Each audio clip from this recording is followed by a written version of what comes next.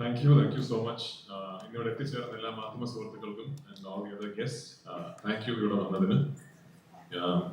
ആദ്യം തന്നെ ഖലീഫ എന്ന ഈ സിനിമയ്ക്ക് ഇത്ര വലിയൊരു വരവേൽപ്പ് നൽകിയ എല്ലാ പ്രേക്ഷകർക്കും എന്റെ ഹൃദയം നിറഞ്ഞ നന്ദി. ഒരു സിനിമ ഈ എക്സൈറ്റ്മെന്റോടുകൂടി ഒരു സിനിമ വരവേൽക്കുക എന്ന് പറയുന്നത് തന്നെ ആ സിനിമയ്ക്ക് പിന്നിൽ പ്രവർത്തിച്ച അണിയറ പ്രവർത്തകർക്ക് ഒരു വലിയ സന്തോഷവും അംഗീകാരവും കിട്ടിയതുപോലെയാണ്. So firstly thanks, big thanks for that. ഈ സിനിമ എന്നെ സംബന്ധിച്ചിടത്തോളം മലയാള സിനിമയിൽ പ്രത്യേകിച്ച് അങ്ങനെ എപ്പോഴും നടക്കുന്ന ഒരു സിനിമയല്ല. നമ്മുടെ സിനിമ ഇൻഡസ്ട്രിയിൽ പല കാരണങ്ങൾ കൊണ്ടും ഈ ജോണറിൽപ്പെട്ട സിനിമകൾ വിരളമാണ്.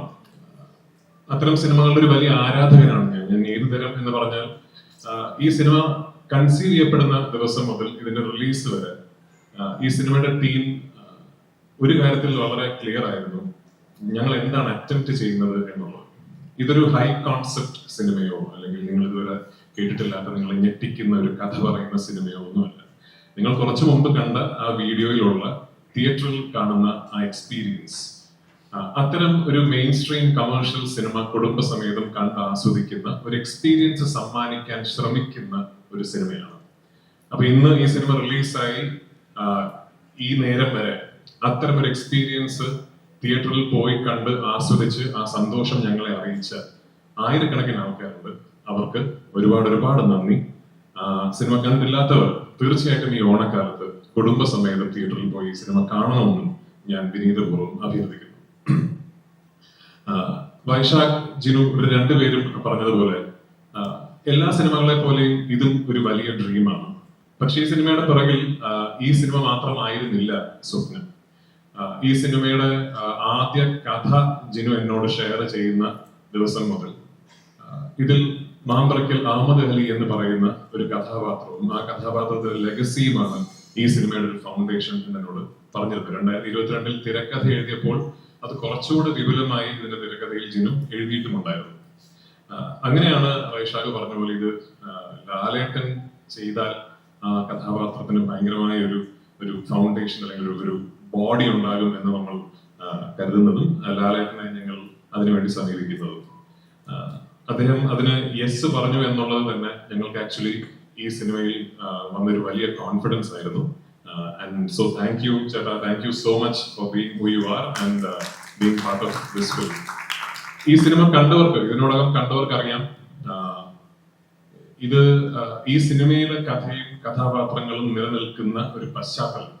ആ പശ്ചാത്തലത്തിന്റെ ജനസിസ് എന്ന് പറയുന്നത് മാമ്പറയ്ക്കൽ അഹമ്മദ് അലി എന്ന് പറയുന്ന ലാലേട്ടനെ അവതരിപ്പിക്കുന്ന കഥാപാത്രത്തിൻ്റെതാണ്. ഒരു തരത്തിൽ പറഞ്ഞാൽ മാമ്പറയ്ക്കൽ അഹമ്മദ് അലിയുടെ ഒരു വലിയ ലോകത്തിന്റെ ഒരു വലിയ കഥയുടെ അടർത്തി മാറ്റപ്പെട്ട ഒരു ഏടാണ് ഖലീഫ പാർട്ട് 1 എന്ന് പറയുന്ന സിനിമ. അപ്പൊ അത്തരം ഒരു സിനിമ ലാലേട്ടനെ കേന്ദ്ര കഥാപാത്രമാക്കി വൈശാഖും ജിനുവും പ്ലാൻ ചെയ്യുന്നു എന്ന് പറയുന്നത് ആസ് എ ഫാൻ ഞാൻ വളരെ ഹാപ്പിയാണ്. ഞാൻ ഭയങ്കര എക്സൈറ്റഡ് ആണ്. ലാലേട്ടൻ 2 ദിവസങ്ങൾ മുമ്പാണെന്ന് തോന്നുന്നു ഞാൻ ഉൾപ്പെടെയുള്ള ആരാധകരെ ആവേശത്തിലാക്കിക്കൊണ്ട് അദ്ദേഹത്തിന്റെ അടുത്ത് ഒരു ലൈനപ്പ് റിവീൽ ചെയ്യുകയുണ്ടായി. അതിൽ പ്രഗത്ഭരായ ഫിലിം മേക്കേഴ്സും വളരെ എക്സൈറ്റിംഗ് ആയ പ്രോജക്ട്സുമാണ് എല്ലാം. ആ സിനിമകളുടെ ഒന്നും ജോണറുകൾ എന്താണെന്ന് എനിക്ക് അറിയില്ല. പക്ഷെ ഒരു മോഹൻലാൽ ആരാധകൻ എന്ന നിലയ്ക്ക് അദ്ദേഹത്തിന് ഈ ജോണറിൽപ്പെട്ട ഒരു main stream mass commercial action cinema എന്ന് പറയപ്പെടുന്ന ജോണറിൽപ്പെട്ട ഒരു സിനിമയിൽ അദ്ദേഹത്തിനെ അങ്ങനെ കാണണം എന്ന് എനിക്ക് ഭയങ്കര ആഗ്രഹമുണ്ട്. അപ്പൊ ആ ആഗ്രഹം ആ മാമ്പറയ്ക്കൽ അഹമ്മദ് അലിയുടെ സിനിമയിൽ പൂർത്തീകരിക്കപ്പെടട്ടെ എന്ന് ഞാൻ ആത്മാർത്ഥമായി ഈശ്വരനോട് പ്രാർത്ഥിക്കുന്നു. അതൊരു സ്വപ്ന തുല്യമായ സിനിമയായി ചെയ്യാൻ സാധിക്കട്ടെ എന്ന് ഞാൻ ആഗ്രഹിക്കുന്നു.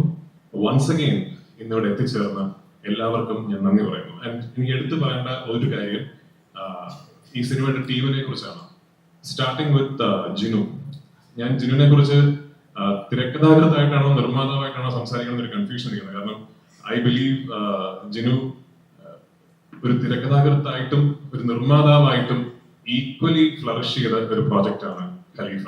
ഒന്ന്, സ്വാഭാവികമായിട്ടും അദ്ദേഹത്തിന്റെ തിരക്കഥയാണത്. 2, ഈ സിനിമ ജിനു പുൾ ഓഫ് ചെയ്ത, നേരത്തെ വൈശാഖ് പറഞ്ഞ പോലെ ഒരു കോൺഫിഡൻസ് ഉണ്ട്.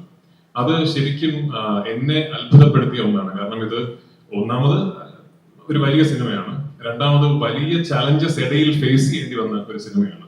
ഞങ്ങൾ ഇതിന്റെ ഒരു ഫോറിൻ ഷെഡ്യൂളിൽ പോകാൻ നിൽക്കുമ്പോഴാണ് ഗൾഫ് കോൺഫ്ലിക്റ്റ് തുടങ്ങുന്നത്.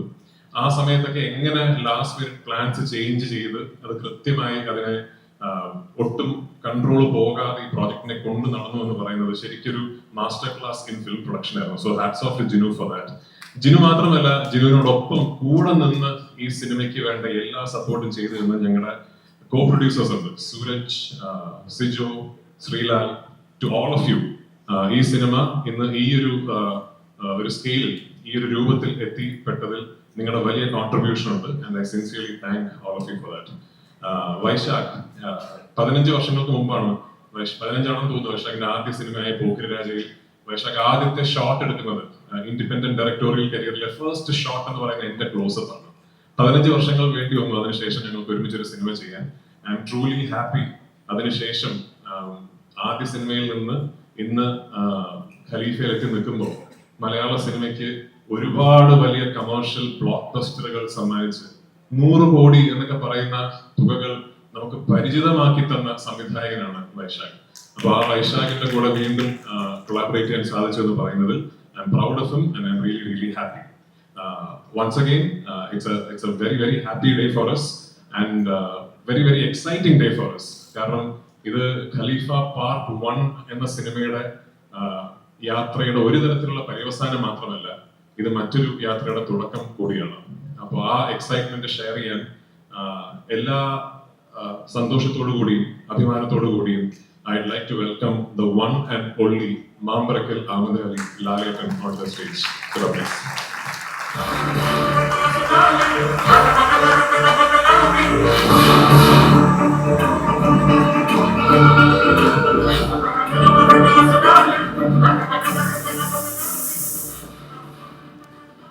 Good evening. എല്ലാവർക്കും നല്ലൊരു സായനത്തായിരുന്നു. ഒരു യാത്രയുടെ ഇടയിൽ കയറി വന്ന ഒരാളാണ് ഞാൻ. എയർപോർട്ടിലോട്ട് പോവാണ്, ഞാനിന്ന് പുറത്തേക്ക് പോവാണ്. ഈ സിനിമയിൽ അതുപോലെയാണ്. സിനിമയുടെ അവസാന ഭാഗത്തേക്ക് കയറി വന്ന ഒരാളാണ്. ഈ സിനിമയെക്കുറിച്ച് പറയുമ്പോഴും ഈ സിനിമയിൽ അഭിനയിക്കുമ്പോഴൊക്കെ തീർച്ചയായിട്ടും മനസ്സുകൊണ്ട് പ്രാർത്ഥിക്കുന്നത് ഒരു വലിയ വിജയമായി മാറണമേ എന്ന് തന്നെയാണ്. എല്ലാ സിനിമകളും അങ്ങനെയാണ്. അപ്പോൾ ഇതിൻ്റെ പുറകിലൊരു അധ്വാനം, ഇതിൻ്റെ പുറകിൽ പ്രവർത്തിച്ച ആൾക്കാർ എല്ലാവരെയും ഈ അവസരത്തിൽ ഞാൻ ഓർക്കുന്നു. എന്തായാലും എനിക്ക് എങ്ങനെ റോള് തന്ന ഇതിൻ്റെ സംവിധായകനും എഴുത്തുകാരനും അതിലെ പ്രധാന കഥാപാത്രം ഉന്നയിച്ച വ്യക്തിക്കും എല്ലാവർക്കും ഉള്ള എൻ്റെ നന്ദി ഞാൻ അറിയിക്കുന്നു. എപ്പോഴും സിനിമകൾ സക്സസ്ഫുൾ ആകുമ്പോഴാണല്ലോ ഈ അടുത്ത സിനിമയെ കുറിച്ച്. അപ്പോൾ എന്തായാലും ഏറ്റവും മനോഹരമായ ഒരു സിനിമയായി മാറട്ടെ എന്ന് ഞാൻ ആശംസിക്കുന്നു. മാമ്പറക്കൽ അഹമ്മദ് ഹാജി, സോറി ഒരു പാവം മനുഷ്യനാണ്. ഒരുപാട് നല്ല കാര്യങ്ങൾ ചെയ്യാൻ അവസരം കൊടുക്കും. Thank you very much. എനിക്ക് ഇപ്പോൾ എല്ലാവർക്കും ഒരു നല്ല രാത്രി തരുന്നു. Thank you. ഞാൻ നിങ്ങളുടെയൊക്കെ സമ്മതത്തോടു കൂടി ചേച്ചി, സോറി ഇത് കഴിഞ്ഞ സമ്മതത്തോടു കൂടി ഇത് കഴിഞ്ഞപ്പോൾ എനിക്ക് എയർപോർട്ടിൽ പോകണം. ഞാൻ നോക്കിയപ്പോൾ ഭയങ്കര ട്രാഫിക് ബ്ലോക്കാണ്. എന്തായാലും ഇപ്പം പോയില്ല, ഒരു 5 മിനിറ്റ്. Thank you. ലാലേട്ട ഒന്ന് തുടർന്ന് ഒരു സെക്കൻഡ് പെട്ടെന്ന് വിടാം. നമുക്ക് അതിന് മുമ്പായി വൈശാഖേട്ടൻ, ജിൻഷേട്ടൻ, ടോവിനോ, സൗബിൻ, ദയവായി ഒന്ന് നമുക്ക് എല്ലാവരും ഇന്ന് കൂടിയപ്പോൾ ഞങ്ങൾ അതുകൊണ്ടാണ് നമ്മൾ എന്തിനാണ് ഇവിടെ കൂടിയതെന്ന് മാത്രം പറഞ്ഞിരുന്നില്ല. ഇത് ഇന്ന് ഒരു യാത്ര അവസാനിക്കുകയല്ല, വേറൊരു കാര്യം കൂടിയുണ്ട്, ഒരു സർപ്രൈസ് എലമെന്റ് കൂടിയുണ്ട്. അതെന്താണെന്ന് നമുക്കറിയാം. പ്ലീസ് ദയവായി സഞ്ജു ഇന്റർസെന്റിനെ സ്വാഗതം ചെയ്യാണ്. സാദിഖ് ഒന്ന് ജോയിൻ ചെയ്യണം. രഞ്ജേട്ടാ പ്ലീസ്. നമുക്കപ്പോ എന്താ സർപ്രൈസിന് നമ്മുടെ കോ പ്രൊഡ്യൂസേഴ്സിനെ കൂടെ സ്വാഗതം ചെയ്യുകയാണ്. നമ്മുടെ കോ പ്രൊഡ്യൂസേഴ്സ് ഒന്ന് mister Sooraj, mister Sreelal, Sivajith please ഞങ്ങളോടൊപ്പം ജോയിൻ ചെയ്യണമെന്ന് റിക്വസ്റ്റ് ചെയ്യുന്നു.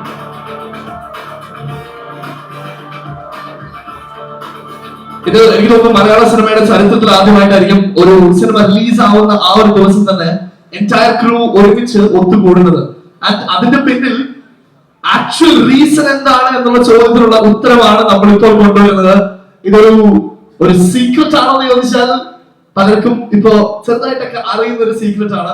ഓൾറെഡി ഇവിടെ രാജുവേട്ടൻ സംസാരിച്ചപ്പോ ഇതിന്റെ ഒരു ഹിന്റ് കൂടെ തന്നിരുന്നു എന്താണ് നമ്മൾ ഇവിടെ ഇനി ചെയ്യാൻ പോകുന്നതെന്ന്. രണ്ടുപേരെ കൂടി ഒന്ന് വിളിച്ചോട്ടെ. കൈറ പ്ലീസ് ജോയിൻ us. ഡോൺ, രണ്ടുപേരും ഞങ്ങളോടൊപ്പം ചേർന്ന് റിക്വസ്റ്റ് ചെയ്യുന്നു. സിനിമ കണ്ടവർക്ക് അറിയാം, വളരെ പ്രധാനപ്പെട്ട 2 വേഷങ്ങളാണ്. ജേക്സ് ഏട്ടാ വരൂ.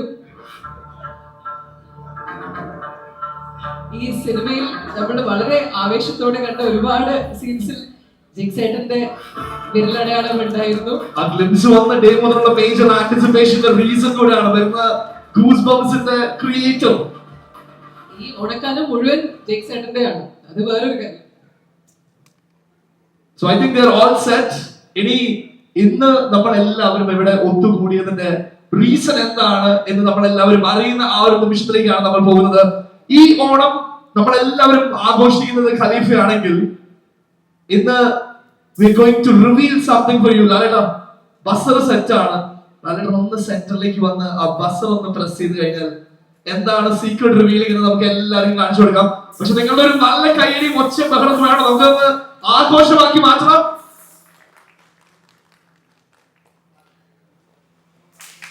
There we go.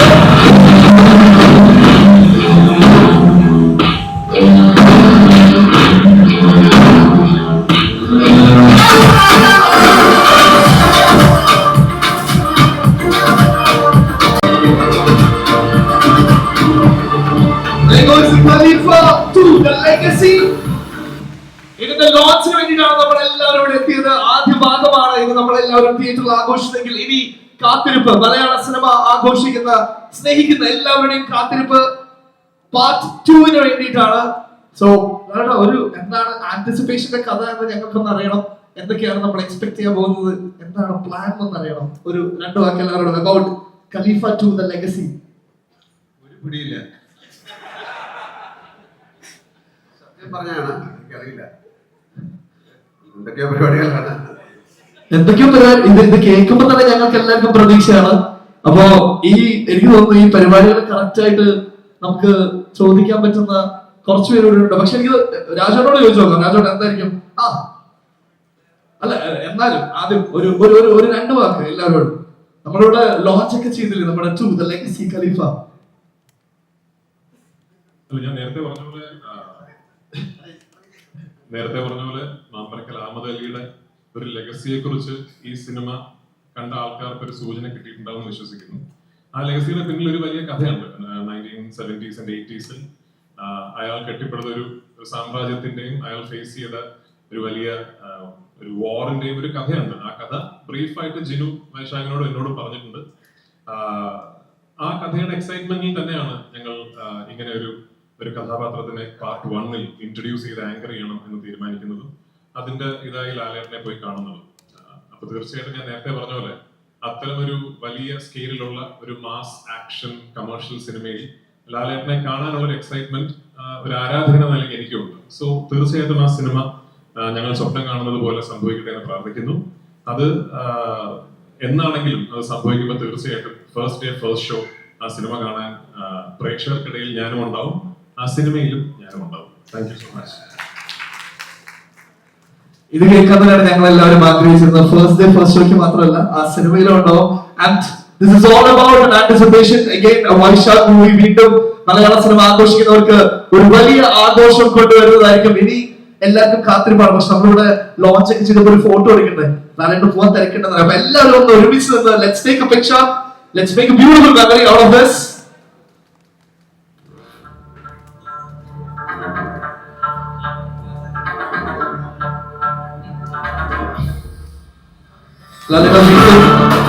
മീസ അടിപൊളിയായിട്ടുണ്ടല്ലോ വീണ്ടും അല്ലെ? മീസ അല്ല താഴ്ത്തിരിക്കണ്ട.